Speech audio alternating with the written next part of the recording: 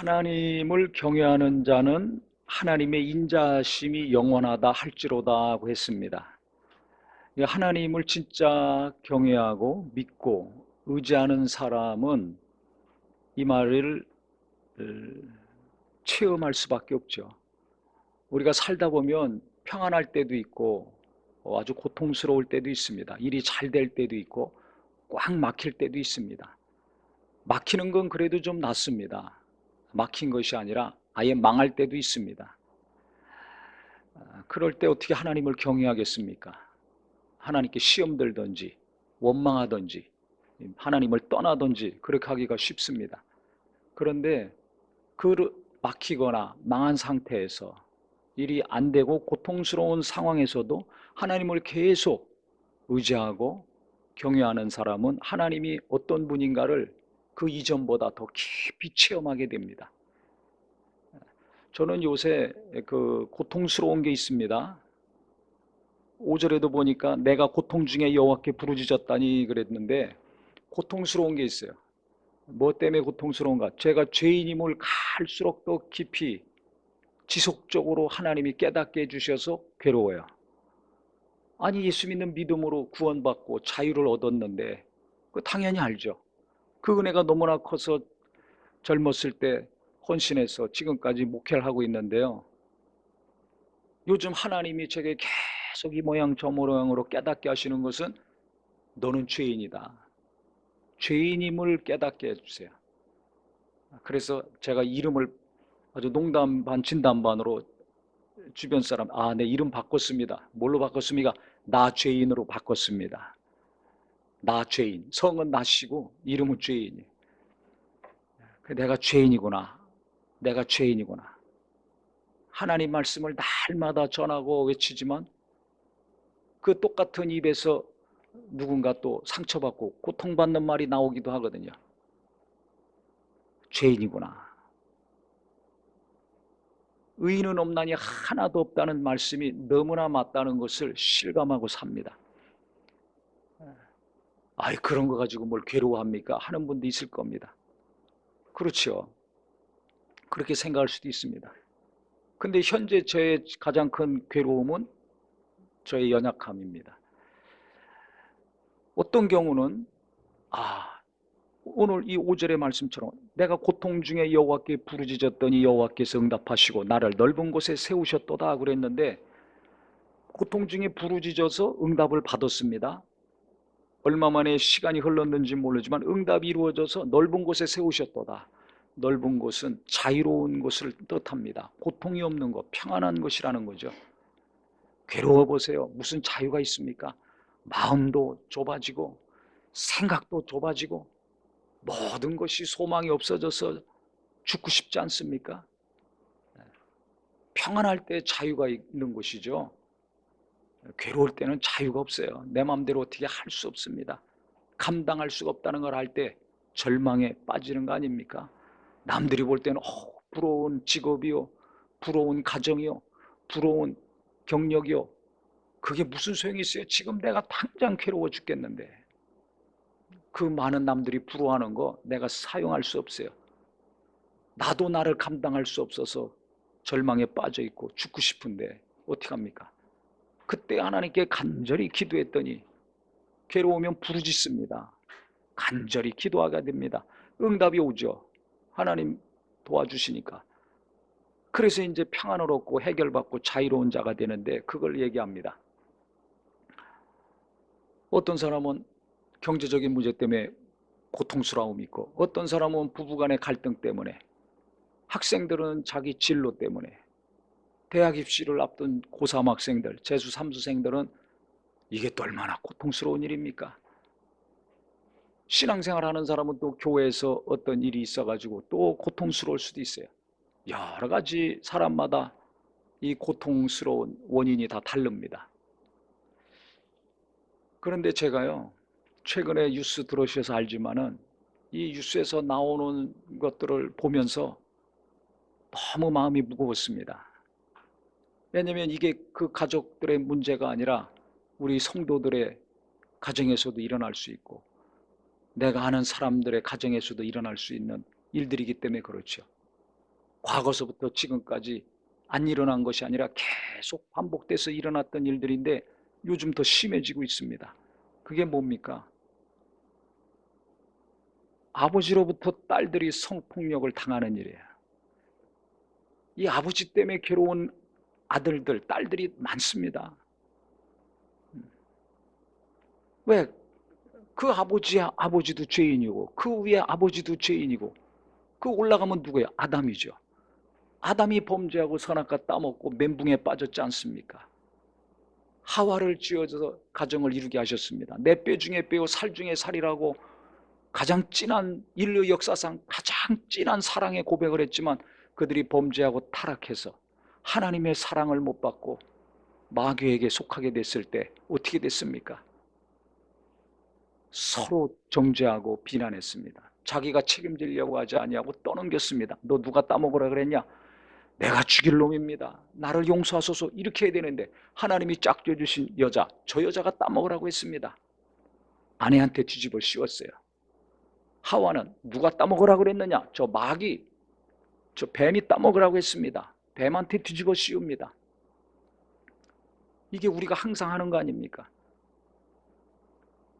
아이들, 그 순진한 아이들도 너 이리 했냐 그랬더니 누가 어쩌고 다 핑계댑니다. 변명됩니다. 커서도 마찬가지입니다. 다 내가 했습니다.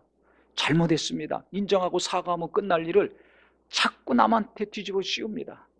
그거 전문적으로 하는 사람들이 요새 나라를 얼마나 어지럽게 하고 있습니까? 한 사람들이 사실을 인정하고 용서를 구하면 될 텐데 그러면 끝날 일을 계속 감추고 누구한테 뒤집어 씌우고 핑계대고 맨날 이 일을 하고 있어요. 그러니까 혼란해집니다. 가정에서도 마찬가지예요. 교회에서도 마찬가지예요.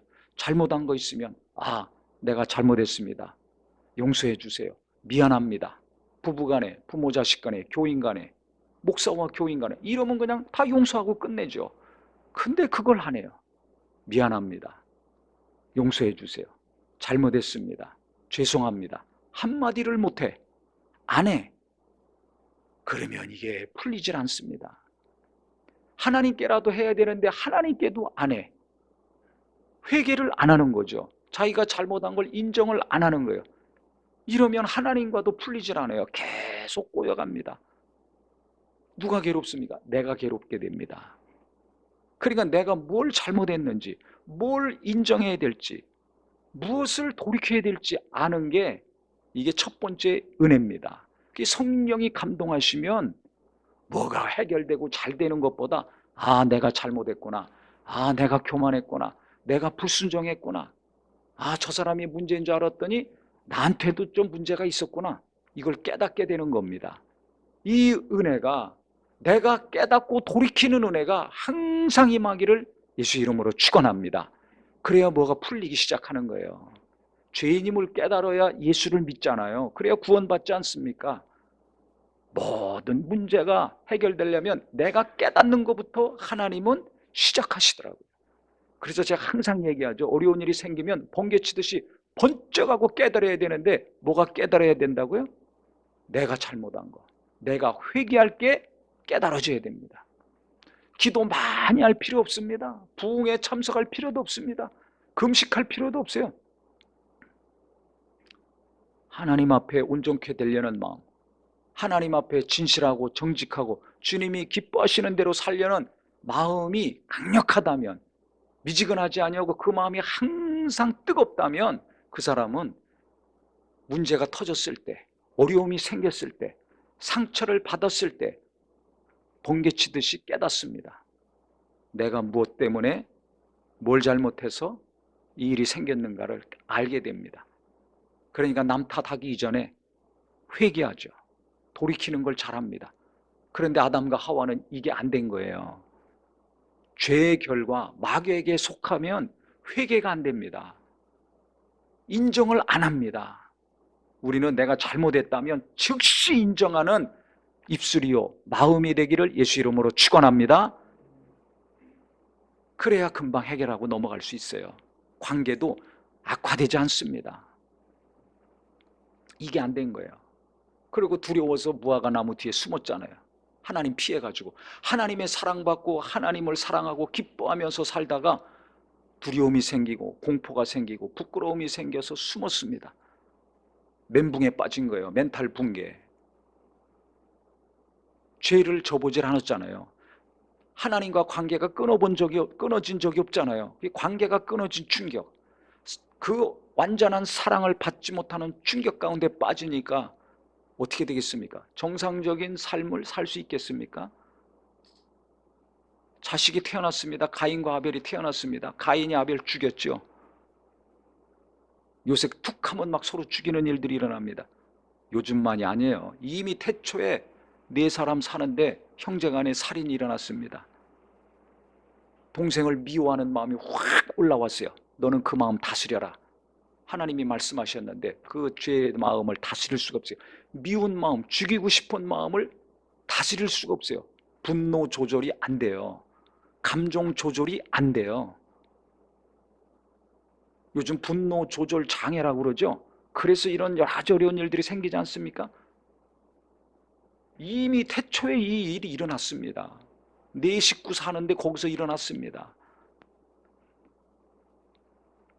그 왜 그래요? 하나님의 사랑이 임하지 않으니까, 하나님과의 관계가 끊어지니까 두 사람 사는데 서로 책임 전가하면서 갈등이 생기고, 자식 둘러서 키우는데 거기서 또 끔찍한 상상할 수 없는 일이 일어났습니다.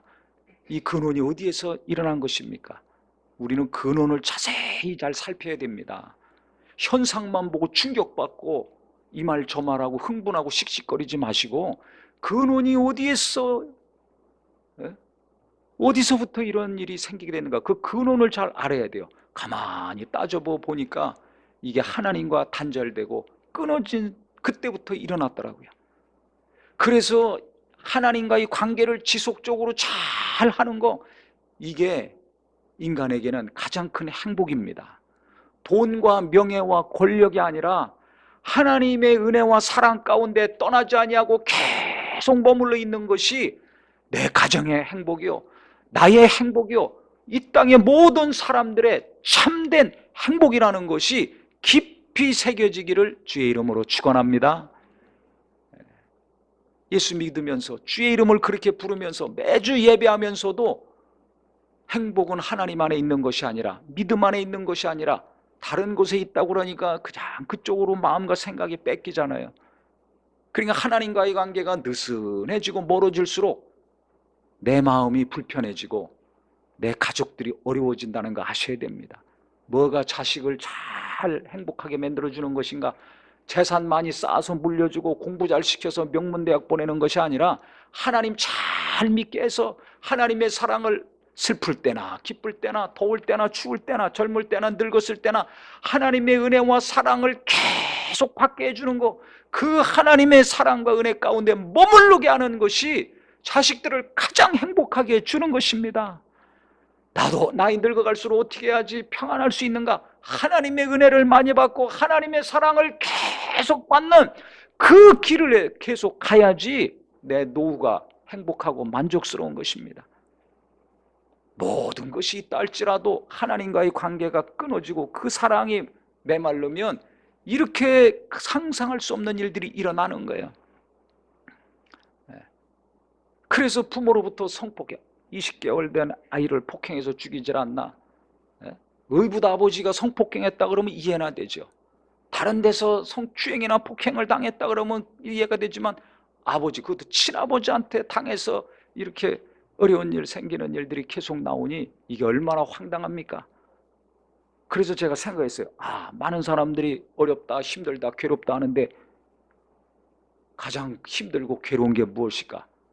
가만히 보니까 나이도 어린데, 나이도 어린데 이렇게 친아버지한테, 다른 사람이 아니라 자기를 낳아준 아버지한테 이런 일을 당하는 아이들이 얼마나 고통스러울까? 다른 고통과 비교할 수 없는 고통이 아닌가 이렇게 생각합니다. 경제적인 어려움, 진학의 어려움, 진로의 어려움, 질병의 어려움과 비교가 되겠습니까? 그래서 제가 이런 뉴스가, 사건이 계속 나오기에 너무 가슴이 아파서 여러 가지를 좀 찾아봤습니다. 그런데 오늘 이 본문하고 딱 맞는 사람을 제가 만났어요. 고통 중에 하나님께 부르짖었더니 하나님이 응답하시고 나를 넓은 곳에 세우셨도다. 여호와는 내 편이시라. 내가 두려워하지 아니하리니 사람이 내게 어찌할까. 아무리 나를 괴롭히고 못 살게 하고 충격을 준다 할지라도 하나님은 내 편이시라. 내 기도를 들으시고 결국은 나를 건져주신다. 제가 어떤 사람을 발견했냐면요, 본명을 얘기하겠습니다. 이미 방송에도 많이 나가고 유튜브에도 영상이 많이 나와 있어가지고, 김영서라는 자매인데요, 눈물도 빛을 만나면 반짝인다는 책을 냈었습니다. 가명으로. 너무 그 상처가 크고 창피하니까 가명으로 냈겠죠. 근데 최근에 자기 본명으로 개정판을 냈어요. 그리고 세바시나 이런 여러 가지 프로에도 출연을 해서 간증하고, 기독교 방송이나 또 다니엘 기도회라고 있습니다. 한국과 전 세계 교인들이 모여 사는 기도회인데, 그 대학 입시생들, 부모와 학생들을 위한 기도회인데 몇만 명씩 모이죠. 그거 할 때 거기 이제 강사로도 나가서 그 어려운 얘기들을 다 했어요. 그래서 이제 많이 회복이 되고 치유가 돼서 활동을 많이 하고 있는데, 성폭력 예방을 위해서 또 성폭력을 당한 자매들이나 가족들을 위해서 상담하는 이런 일을 하고 있습니다. 왜? 본인이 이걸 겪어서 회복이 되고 치유가 됐기 때문에 그런 일을 하는 거죠. 근데 그 아버지한테, 친아버지한테 직접 5학년부터 대학교 1학년 때까지 성폭력을 당한 자매예요. 근데 그 아버지 직업이 뭔지 아세요? 저는 그것 때문에 충격받았어요. 그 아버지가 목사예요. 목사. 참, 그러니 그 당시는 성폭력이라는 단어도 쓰지 않았답니다. 그러니까 이 5학년 애가 아버지한테 당해가지고 멘붕에 빠진 거죠. 그래서 교회는 이제 계속 같이 예배를 하니까 기도하기를, 하나님 이게 뭡니까? 도대체 이게 뭡니까? 그 어린아이가 그런 일을 당했으니까 이게 정리가 안 되는 거예요. 어떻게 할 바를 모르는 거예요. 또 말도 못 하겠고. 우리가 너무 어려움 당하면 이게 어찌할 바를 모르잖아요. 또 누군가에게 말도 못할 그런 사정들이 있습니다. 근데 아버지는 예배 때마다 설교하잖아요. 그 어떻게 설교 듣습니까? 그러니까 예배할 때 너무 괴로운 거예요. 특히 설교할 때. 그냥 너무 괴로우니까 그냥 성경책 보던지 막 이랬다는 겁니다. 그런데 그것만이 아니라 또 폭력을, 그래서 어머니도 그렇고 형제들이 다 자기도 그렇고 폭력에 시달리고, 거기다 이 딸 하나 있는데 이건 또 성적으로 또 폭력을 당하고, 이게 9년 동안 그렇게 시달리고 살은 거예요. 그런데 하나님은 포기하지 않았다는 겁니다. 기도를, 그러니까 할 수 있는 건 기도밖에 없는, 하나님, 누구한테도 말 못하고 이 사정을, 그러니까 날마다 교회 가서 하나님께 기도하는 거예요. 그 어느 날 보니까 눈물이 흘러가지고 고여 있는데 빛이 들어와가지고 눈물을 봤더니, 그래서 책 제목이 눈물도 빛을 만나면 반짝인다. 눈물이 반짝이더라는 거예요. 그 눈물 쏟는 슬픔의 삶을 살았지만 지금은 하나님이 위로해 주시고 도와주셔가지고 구원받고 해결받아서 반짝이는 삶을 살고 있죠. 그 내용을 가만히 보니까 아이고, 참 기가 막혀요. 지금까지 제가 많은 사람들을 30년 동안 목회하면서 겪었지만 최고의 고통을 시달린 사람이 아닌가, 이렇게 생각이 됩니다. 대학을 가가지고는 상담학 강의를 들으면서 그 교수가 하는 얘기가, 어려운 사람 있으면 나한테 와라, 상담해 줄게. 그래서 누구한테도 말 못하다가 친구한테도 말 못하고 부끄럽고 그러니까 어떻게 해요. 그래서 이제 용기를 내서 처음으로 그 교수한테 가서 상담을 받았답니다. 그랬더니 잠깐 저 방에 가서 있으라고. 그때는 성폭력 이런 단어도 없으니까 이제 강간당했다고 이렇게 하면서 상담을 받은 거예요. 그러니까 그 충격, 또 그 고통, 여러 가지 복잡한 감정이 있지 않겠습니까? 그 옆방에가 있으라 그래서 거기서 계속 울었답니다. 근데 한참 지나가지고 어머니가 온 거예요. 아니, 상담의 기본인데 이 기본도 지금 못 지킨 거죠. 유학까지 갔다 왔다는 교수인데 부모한테 전화해가지고 엄마가 왔어요. 그러니까 엄마가 와 있는 거 보고 또 충격을 받은 거예요. 뭔가 도움을 받으려고 상담했는데 도움은커녕 더 큰 상처를 받은 거죠. 근데 거기다 또 더 큰 충격과 상처가 찾아오게 됐는데, 그게 뭐냐면 엄마가 하는 얘기가, 너 왜 그렇게 말 안 했냐. 제가 항상 얘기하죠. 왜가 들어가면 안 됩니다. 당신 왜 그랬어? 자녀들한테도 너 왜 그랬어? 이 문제가 해결이 안 됩니다. 더 어려워집니다. 너 왜 그거 말했냐? 우리가 볼 땐 당연히 그 말이 나올 것 같지 않아요? 근데 상대방 입장에서는 어떻게 되겠어요? 그게 위로가 되고 해결이 되겠습니까? 더 상처가 임하죠. 그 어려운 일이 닥쳤을 때 우리가 잘 알아야 될 거는, 너 왜 기도 안 했어? 왜 성경 안 봐? 왜 예배 안 나와? 이렇게 하면 안 됩니다. 우리는 항상 그게 입력이 돼 있어요. 특히 부모가 자녀들 대할 때, 부부간에, 교인 간에도 마찬가지예요. 뭔가 열심히 하는 사람들이 그렇지 않은 사람들을 대할 때 왜 저러지? 항상 이 생각으로 바라보잖아요. 그 눈으로 보잖아요. 은혜가 없습니다. 이해하려는 마음, 공감하려는 마음으로 다가가야지 위로가 됩니다. 그래야 치유가 되고 마음이 열려서 말씀이 들어가든지 예수님을 믿든지 내 말이 들어가게 돼 있는 거예요. 근데 왜 그래? 왜자가 들어갈 때는 벌써 정죄하는 것이 있거든요. 그렇게 하지 말아야 되는데 왜 이랬냐? 정죄하고 판단하는 거 아닙니까? 심하면 비난하는 거잖아요. 그러면 그 말을 듣는 사람은 마음이 다치고 더 상해집니다. 그 상처를 해결받으려고 왔는데 더 상처를 받게 되는 거죠. 그러니까 이 사람이 다시는 내가 누구한테 말 안 하겠다, 아주 결심을 했어요. 근데 그 일은 계속 지속이 되죠. 아버지는 차 대놓고 학교 끝나면 데리고 가죠. 감시하죠. 그러니까 살려고 가출을 합니다. 그럼 또 와서 잡아갑니다. 나중에는 하도 그러니까 지방에 있는 어디 여관에다 가둬놨어요. 그랬더니 얘기해가지고 내가 지금 감금 상태다고 했더니 그 여관 주인이 경찰에 신고하는 바람에 알려진 거예요. 그래서 도망 나와가지고 버스 타고서, 관광버스 타고서 경찰에 가가지고 조사를 받는데, 거기서도 아버지가 올까봐, 아버지가 공포의 대상이에요. 두려움의 대상이에요. 지금까지 눌려 있었기 때문에. 그래서 조사받으면서도 막 책상 밑에 들어가고 있으니까 경찰이 깜짝 놀라는 거죠. 그래서 경찰서장이 그러면 내 방에 와라, 거긴 안전하다.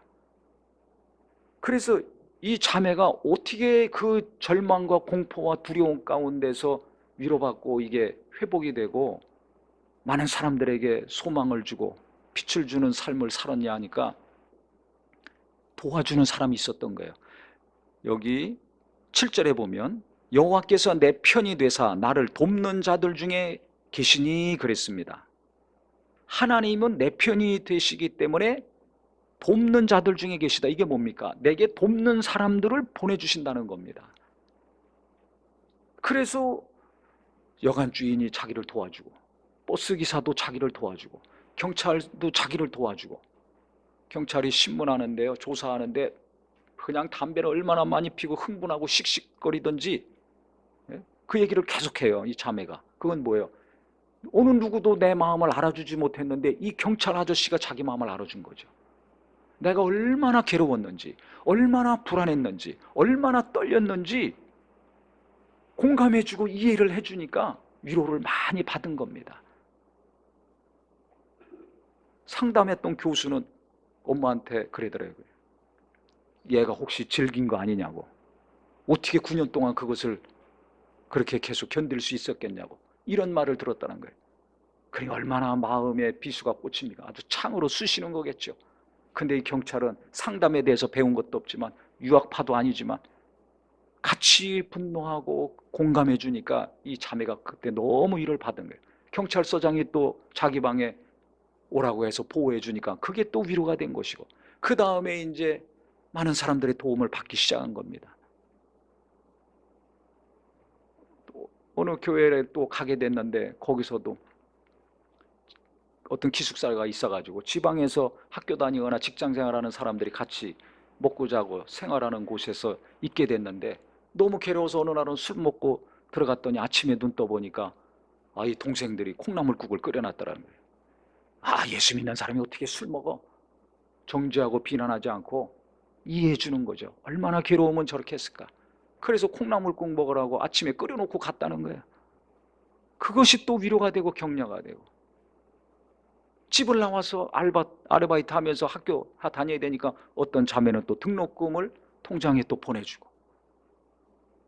그러니까 하나님이 계속해서 돕는 사람들을 보내주신 겁니다. 하나님, 나는 이게 뭡니까? 이게 어떻게 된 겁니까? 나 빨리 데려가 주세요. 너무 고통스럽고 힘드니까 날마다 기도하고 눈물만 흘리고 죽는 것을 기도했었는데, 하나님은 계속 이 사람 저 사람을 통해서 위로해 주셨어요. 그래서 이 자매가 계속 위로를 받고 치유도 받고 하면서 지금은 많이 좀 치유돼 가지고 이와 같이 자기가 겪은 어려움, 당한 자매들을 돕고 그 가족들을 돕는 일을 하고 있습니다. 그래서 제가 그 간증을 쭉 보고 그 내용들을 쭉 보면서요, 하나님을 포기하지 않는다면 그 자매가 이야기한 것처럼 눈물이 날마다 나고 기도 없이는 살 수 없고 두려움과 공포 가운데서 시달리고 죽기를 정말 수도 없이 간구했지만은 하나님을 포기하지 않고 눈물이 나더라도 하나님께 나가고 두려움이 있더라도 하나님께 또 나가 간구했을 때 결국은 하나님이 응답하시고 나를 넓은 곳에 세우셨도다 한 이 말씀이 이루어졌습니다. 그래서 시편 기자도 자기가 너무 많은 사람들에게 우겨싸임을 당하고 고통을 당하고 했을 때 이 고백을 한 내용인데, 나중에 시편 기자도 어떻게 합니까? 내가 하나님께 피하는 것이 사람을 신뢰하는 것보다 낫고 하나님께 피하는 것이 고관들을 신뢰하는 것보다 낫도다 그랬어요. 아무리 높은 사람한테 이야기하고 이 사람 저 사람한테 이야기한다고 됩니까? 하나님이 보내주시는 자의 사랑과 위로와 도움을 받았을 때 치료가 되고 회복이 되는 것입니다. 하나님께 눈물이 나더라도 가슴이 찢어지더라도 두렵고 떨리더라도 하나님을 계속 포기하지 않고 의지했을 때 결국은 하나님이 때가 참에 도우시고 건져주시고 영광 받으시는 역사가 이루어지는 겁니다. 우리도 아무리 어렵고 힘들지만 남들이 볼 땐 작은 일이라고 할지라도 나한테는 그게 너무나 큰 일이니까 내 마음이 괴로운 거 아닙니까? 남들이 볼 때는 부러움의 대상일지 모르지만 나는 그것으로 위로받지 못하고 이 문제 때문에 괴로워하고 지쳐하고 눈물 나오는 거 아닙니까? 그때 우리가 하나님께 나가서 간구하는 은혜가 있기를 바랍니다. 언젠지 모르지만 때가 차면 하나님은 이 시편 기자뿐만 아니라 그 자매뿐만 아니라 내게도 하나님은 내 편이시기 때문에 나를 사랑하시기 때문에 반드시 나를 그 어려움에서 건져주시고 하나님이 기쁨으로 도우시는 시간이 찾아올 것입니다. 그래서 시편 118편 그 14절부터 보면요, 이 시편 기자가 이렇게 기도했을 때 하나님이 어떻게 도우셨는가를 말하고 있습니다. 여호와는 나의 능력과 찬송이시오 또 나의 구원이 되셨도다. 의인들의 장막에는 기쁜 소리 구원의 소리가 있으며 여호와의 오른손에 권능을 베푸시며 여호와의 오른손이 높이 들렸으며 여호와의 오른손이 권능을 베푸시는도다 그랬습니다. 의인들의 장막에는 기쁜 소리 구원의 소리가 있다는 것처럼 슬픔과 고통의 기도가 기쁨의 소리로 바뀌는 날이 온다는 것입니다. 할렐루야. 여호와께서 나를 심히 경책하셨어도 죽음에는 넘기지 아니하셨도다 그랬습니다. 이 모양 저 모양으로 하나님이 나를 책망하시고 온전케 하셨지만 죽음에는 넘기지 않으셨도다. 죽을 것 같지만 하나님은 살려주셨다는 거죠. 그러면서 고백하기를 21절에 보니까 주께서 내게 응답하시고 나의 구원이 되셨으니 내가 주께 감사하리이다. 너무 괴로워서 하나님께 간구하며 나갔는데 나중에는 어떻게 됐다는 겁니까? 응답이 임하고 건져주셔서 하나님께 감사합니다. 감사로 바뀌었습니다.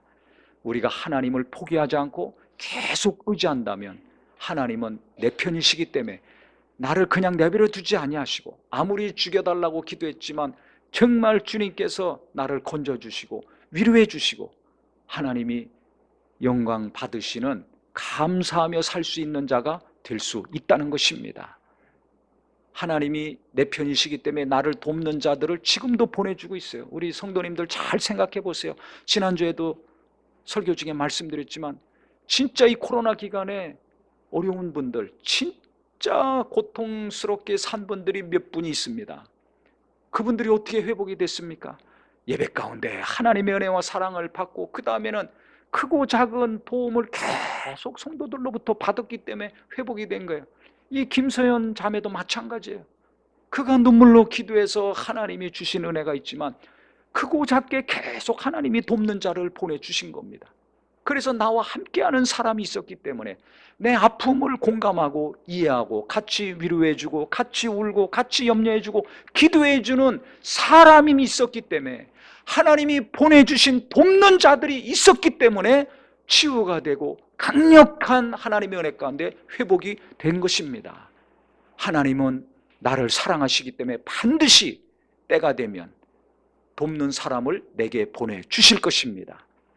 그래서 어떤 어려움이 있더라도 크고 작은 많은 여러 가지 고통이 계속 찾아온다 할지라도 하나님께 예배하는 것과 하나님께 간구하는 것이 멈추지 말기를 예수 이름으로 축원합니다. 우리 학생들 하나님이 돕는 사람을 반드시 보내주실 것입니다. 우리 청년들 하나님이 돕는 자들을 반드시 보내주실 것입니다. 우리 부모님들, 할머니, 할아버지들 여러 가지 일로 근심하고 염려하고 걱정하지만 너무 염려하고 걱정하지 마시기 바랍니다. 하나님은 누구 편이라고요? 내 편이십니다. 내가 잘못해도 고백하고 인정하면 용서하시고 또 은혜를 베푸시는 내 편이십니다. 하나님은 나보다 내 염려를 더 잘 하셔서 내가 어디로 가서 무슨 일을 해야 될지 알고 그 길을 인도해 주시는 내 편이십니다. 내 기도를 들으셔서 때가 참에 응답을 주시고 감사한 고백이 나오게 하시는 내 편이십니다. 그래서 누가 뭐라고 하든지 나를 좋아하든 싫어하든 관계없이 하나님은 항상 나를 사랑하시고 내 편이 되시고 나를 도우시고 내 기도에 응답을 주시는 분이니까 하나님을 더 가까이 하고 신뢰하는 저와 우리 모두가 되기를 예수 이름으로 축원합니다. 기도하겠습니다.